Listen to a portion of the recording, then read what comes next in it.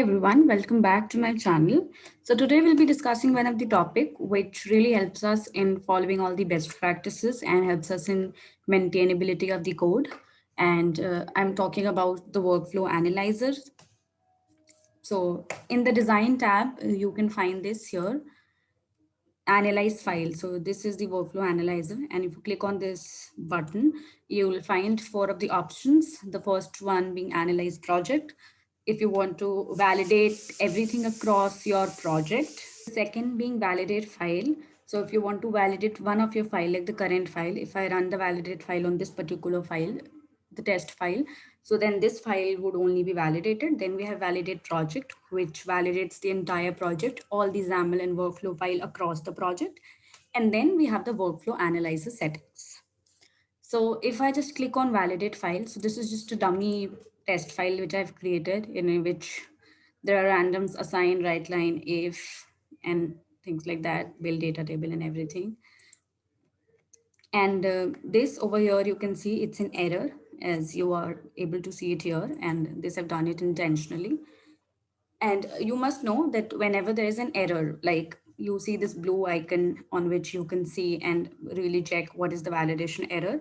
So here you're saying that one or more children have validation error or warnings. If you click on this, you'll know what the error is about. So unless you have this error in your project, you will not be able to run or debug this project of yours. And same could you could even check by validating the files. Now suppose if you have a lot many workflow files already in your project, then obviously you cannot go open every file and see for this blue icon here. But if you just click on validate file or validate project, you'll be able to see wherever you have validation error in your project. So if I click on validate file, I'll get the error here. So it's a validation error and it says what the error is. So it says that the culture info is not declared. So for that, to remove that error, what I can do is I can import the class to which culture info belongs, which is system.globalization, and the error would then be gone. So now I do not have at least any validation error in my project. But that's fine that if I do not have a validation error in my project, but if I go on analyze project, then I may have a lot many errors, but those are just warning, or you can say that type of error which I can ignore if I do not want to follow all the rules. But definitely there is no logical or any such errors in it. So over here you can see that I have 43 warnings. I have 3 messages, 3 information and 0 errors. So I can go on debugging it and running this file. But if I want to follow all the best practices and all the rules that have been defined according to the workflow analyzer rule that is there, then I have to correct all of this. And usually it happens, I have seen many of us do not follow this rule of naming the activity, and there must be activity name defaults, that is MRD. So we do not follow this, like we do not change the name of the activities, we use the default name, but that really does not help while debugging. And if the process is too long and if we are actually following all the best practices, then according to the best practices, we should always rename all these activities. So instead of assign, it should be assigned to variable or assigned to say employee code, something like this, something meaningful, which actually tells what that particular activity is being doing. So now if I talk about workflow analyzer rules, as you can see that here are the code. So it has this ST, then it has the MRD, and then it has 008. Let me just expand this. So ST simply means that it's an error or a rule of Studio. Then MRD, it's like a code. And then 008 is the code number. So over here you can see NMG. So that is naming convention. So ST Studio, naming convention rule of Studio, and rule number is 001. So similarly, USG is unused dependencies. So wherever you're having unused dependencies, so for that the code is USG, and the rest all follows in the same way. Then write line usage we have. So why is it by this error that write line activity usage is write line?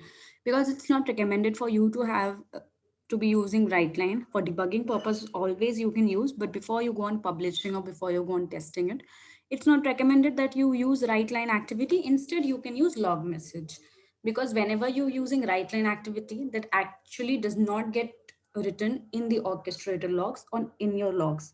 You would only be able to see here in the studio output pane. So it's not recommended for you to use it. Then prefix data table variable, then this is again a naming convention. So it's always recommended that you use dt underscore and then the data table name. And if you're using string, then string underscore the string name. Though I really do not prefer using it that way, I instead prefer camel case letters or something like that. Like if I'm using a string variable or any variable, suppose if, so I usually prefer that I go this way, um, that I use first and then name. And similarly for last name. So this is the naming convention that I follow. Like as per my personal preference, I do not prefer like str underscore right name and then int underscore length. So I do not prefer all this. But then it's up to you. But if you go according to the UiPath standards, then it is recommended that you initiate it with the variable prefix, like if it's in string then str, if it's a boolean then bool, if it's an integer then int, if it's a dt then dt underscore. But that's not what I prefer, so I can disable that rule as well, and I'll show you how to disable it. If you're really not using any of the rules or any of the rules that are not being followed in your coe or in your team, you can simply ignore it. Then redundant sequence. So if like there are, so for here if we see in this particular thing, so this is a sequence and then this is a sequence. This sequence is really not required, so that's a redundant sequence. And if we just right click on this, we get this remove surrounding sequence, and if we click on it, the that sequence would then be gone, and that error would also be gone of redundant sequence. As of now, you can see it here because I have to again analyze the project file. If I have made any changes in the project file, I'll have to again click on analyze project. Only then that error would be gone. Otherwise, it would not be. So this is all activity name defaults. Then there are unused variables as well. Variable match is not used, variable str December is not used. So you'll get a complete, detailed error description of whatever you're not following. Then activity comment out has a default name. Though the best practice says then we should delete all the comment out codes. It's not advisable to, use it. Then we have unused dependencies. So the Excel activities, UI automation activities, it is not being used. The mail activities is not being used. So it is advisable that we remove it.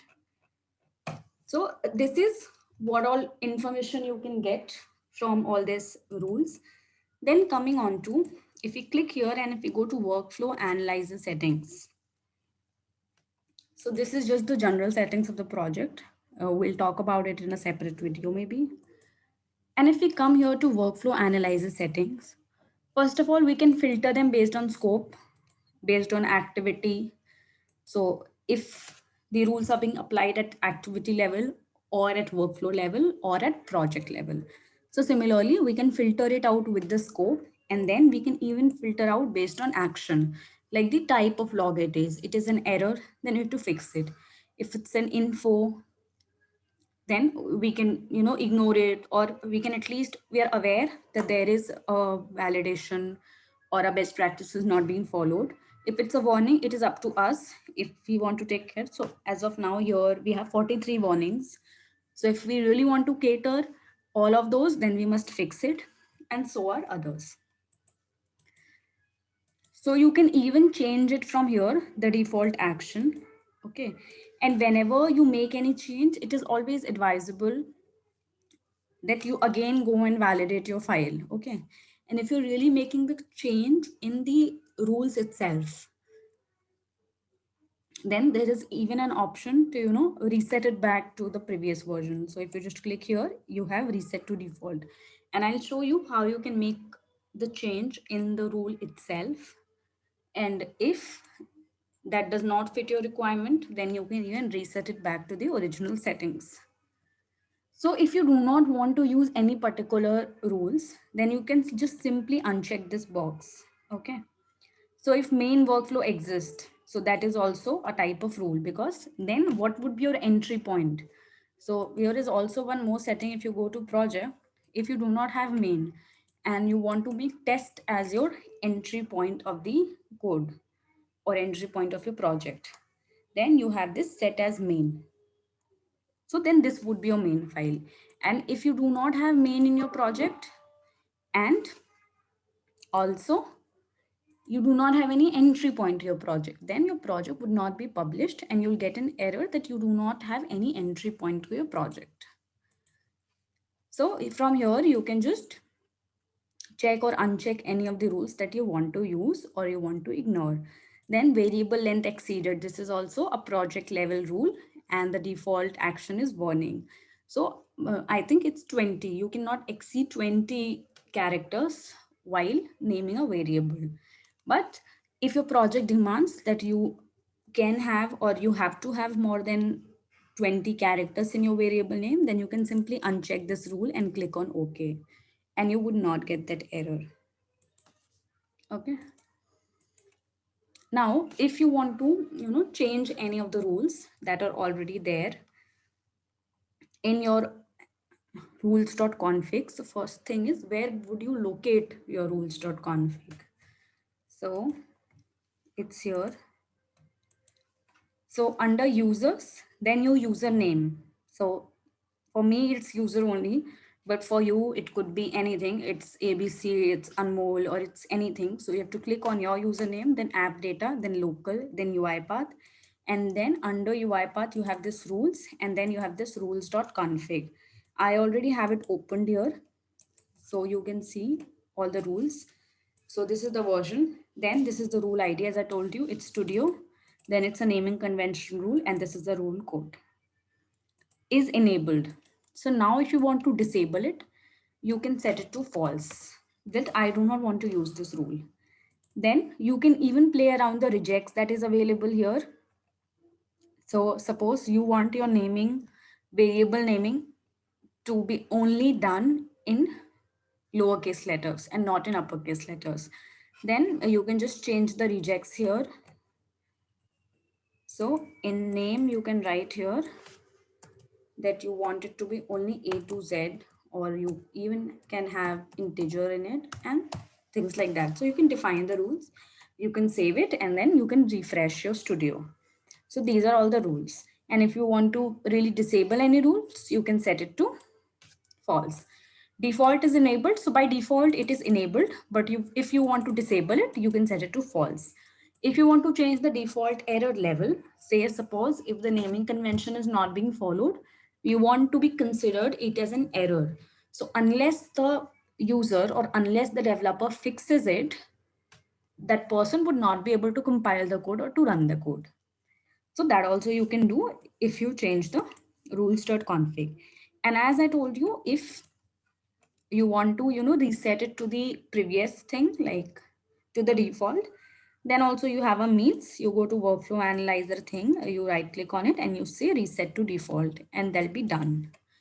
Also, if you go to here, over here in settings, if you come in the project tab, if you click on setting and you come to workflow analyzer, you have the same option. So there are two ways to reach to the same option, either from the project setting tab or from here in the design tab. Okay. Now, if you come here, click on home, if you come to settings, then you have this option, enforce analyzer before publish,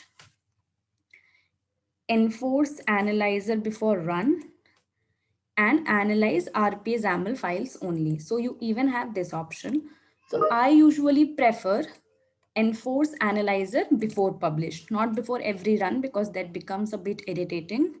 And you can, so you can set accordingly. So if you want to enforce the analyzer and all the rules to be checked before run, you can have that. If you can have analyze RPA XAML files only, you can set it. So this is what I prefer, enforce analyzer before publish. Now, if you want to create your own custom rules, So this is the building custom rule.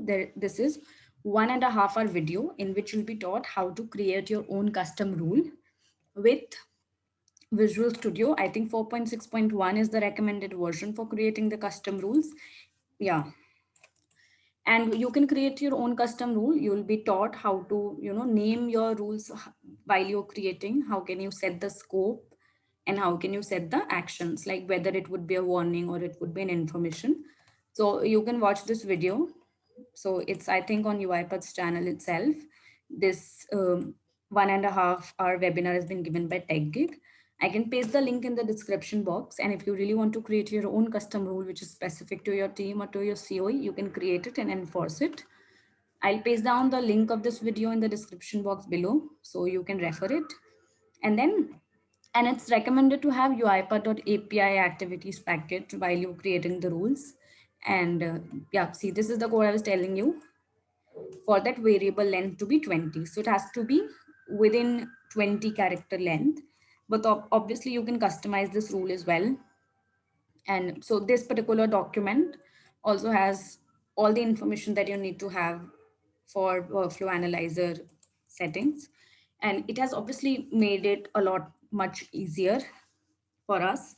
And also to follow the best practice. As you see, when we even validated and analyzed the project, we got an error wherein we got this thing that this particular variable has not been used, this particular variable has not been used. So for the sake of demo, just to show you, I have created this unused variable. And if I click on remove unused variables, then that is gone. So before validating, you always ensure that you click on remove unused variables and then you go on validating. So at least you have a little bit of less error to analyze. So now if I go on analyzing, earlier it was 40 something, now it's 38. And also one more thing, this export to Excel is also there. So once you click on it, the entire structure of yours, the entire structure of the project and everything gets exported back in Excel.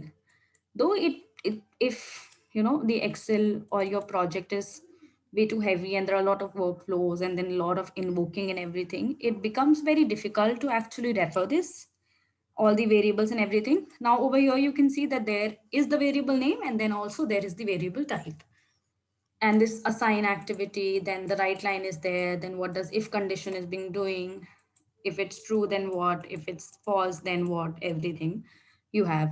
Though you get it here exported in Excel, but to me personally, I find it a little too heavy or a little clumsy to refer to. In fact, referring directly to UiPath Studio becomes easier to me, but then everybody would have their own perception. To some, maybe this is easy rather than referring to UiPath Studio. So the option has been given by UiPath. If it suits your need, if it helps you make your thing easier, you can use this as well, this option. And then if you have remove unused variables, you can opt for it to remove it. And yeah, that's all for this workflow analyzer option. I would personally recommend everyone to use it. You can uncheck all the rules you do not want to use it, but you must use it across all your projects to follow all the best practices and for the code maintainability. So a lot many interesting videos and topic would be coming soon. So till then, stay tuned and don't forget to like, share, and subscribe to my channel. Thank you.